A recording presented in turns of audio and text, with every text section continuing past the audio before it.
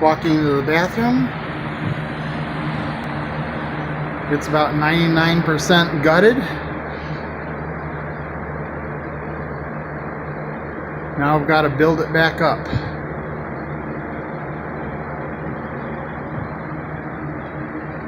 Try to utilize as much of the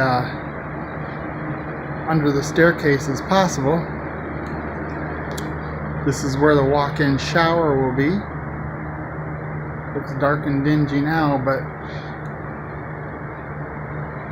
I don't know how I'm going to be tearing this wall out. But I have to figure out the structural first, so I left it so far.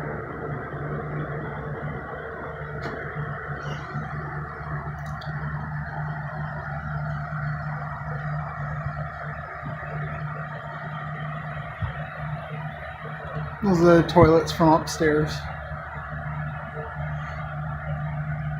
And the wall is tore through to the cellarway,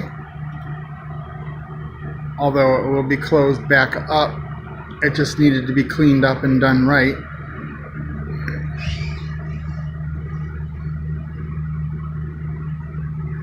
Long ways to go, but it's always nice to get demo done.